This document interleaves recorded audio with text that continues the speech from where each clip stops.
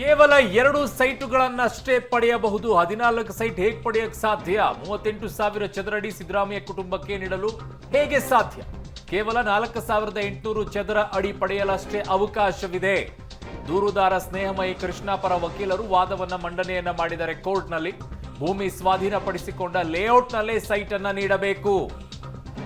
ದೇವನೂರು ಲೇಔಟ್ನಲ್ಲಿ ಇನ್ನೂ 400 ಸೈಟ್ಗಳು ಇದೆ ಅಂತ ದೂರುದಾರ ಪರ ವಕೀಲರು ವಾದವನ್ನ ಮಂಡಿಸಿದ್ದಾರೆ. ವಿಶೇಷ ಜಾಗ ವಿಜಯನಗರದಲ್ಲಿ ಅಕ್ರಮವಾಗಿ ಸೈಟು ಮಂಜೂರಾತಿಯಾಗಿದೆ. ವಿಚಾರಣೆ ಬಳಿಕ ಆದೇಶವನ್ನ ಈಗ ಕೋರ್ಟ್ ಕಾಯ್ದಿರಿಸಿದೆ.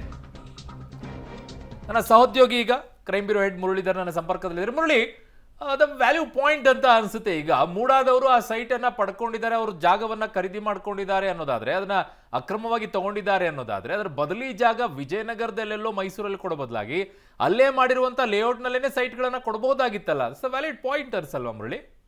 ಖಂಡಿತ ಅರುಣ, ಯಾಕಂದ್ರೆ ಇವತ್ತು ಅದೇ ವಾದವನ್ನ ಮಂಡನೆ ಮಾಡಿರುವಂತದ್ದು. ಮತ್ತೆ ಟೈಟಲ್ ನ ವಿಚಾರಕ್ಕೆ ಸಂಬಂಧಪಟ್ಟಂತೆ ಒಂದಷ್ಟು ಅಂಶಗಳು, ಜೊತೆಗೆ 1998ನೇ ಇಸ್ವಿಯಿಂದ ನಡೆದಂತ ಏನು ಬೆಳವಣಿಗೆಗಳೇನಿತ್ತು ಅದರಲ್ಲಿ ಸಿದ್ದರಾಮಯ್ಯ ಅವರ ಪಾತ್ರ ಪರೋಕ್ಷವಾಗಿ ಯಾವ ರೀತಿಯಲ್ಲಿ ಇದೆ ಅನ್ನೋದ್ರ ಬಗ್ಗೆ ಇವತ್ತು ಕೋರ್ಟ್ ನ ಗಮನಕ್ಕೆ ತರಿಸುವಂತ ಒಂದಷ್ಟು ಪ್ರಯತ್ನಗಳನ್ನು ಕೂಡ ಮಾಡಲಾಯಿತು. ಜೊತೆಗೆ ಪ್ರಾಸಿಕ್ಯೂಷನ್ ಪರ್ಮಿಷನ್ ವಿಚಾರಕ್ಕೆ ಸಂಬಂಧಪಟ್ಟಂತೆ ಒಂದಷ್ಟು ಕ್ಲಾರಿಫಿಕೇಶನ್ ಅನ್ನ ಮತ್ತು ಒಂದಷ್ಟು ಸುಪ್ರೀಂ ಕೋರ್ಟ್ ನ ಆದೇಶಗಳೇನಿತ್ತು ಆದೇಶಗಳನ್ನು ಕೂಡ ನ್ಯಾಯಾಧೀಶರ ಮುಂದೆ ಈಗ ವಾದ ಮಂಡನೆಯಲ್ಲಿ ಹೇಳಿರುವಂತದ್ದು ಲಕ್ಷ್ಮೀ ಅಯ್ಯಂಗಾರ್ ಅವರು. ಅಂದ್ರೆ ಈಗಾಗಲೇ ದೂರುದಾರ ಸ್ನೇಹಮಯಿ ಕೃಷ್ಣ ಅನ್ನೋ ಕಂಪ್ಲೇಂಟ್ ಅನ್ನ ಮಾಡಿದ್ರು. ಅದಕ್ಕೆ ವಾದವನ್ನ ಮಾಡಿ ಕೆಲವೊಂದು ದಾಖಲಾತಿಗಳು, ಜೊತೆಗೆ ಇದನ್ನ ಯಾಕೆ ಕಾಗ್ನಿಸಬಲ್ ಆಗಿ ಅಂದ್ರೆ ಖಾಸಗಿ ದೂರನ್ನಾಗಿ ಸ್ವೀಕರಿಸಬೇಕು ಅಂತ ಹೇಳಿ ಕೋರ್ಟ್ ನ ಗಮನಕ್ಕೆ ತರಬೇಕಿತ್ತು. ಆ ಕೋರ್ಟ್ ಗಮನಕ್ಕೆ ತರುವ ಹಿನ್ನೆಲೆಯಲ್ಲಿ ಇವತ್ತು ವಾದವನ್ನ ಮಂಡನೆ ಮಾಡಲಾಗಿದೆ. ಮಂಗಳವಾರಕ್ಕೆ ಈ ಏನೋ ದೂರ ಏನಿತ್ತು ಆ ದೂರನ್ನ ಖಾಸಗಿ ದೂರನ್ನಾಗಿ ರಿಜಿಸ್ಟರ್ ಮಾಡ್ಕೋಬೇಕಾ ಬೇಡವಾ ಅನ್ನೋದ್ರ ಬಗ್ಗೆ ಆದೇಶವನ್ನ ಕೊಡ್ತಾರೆ.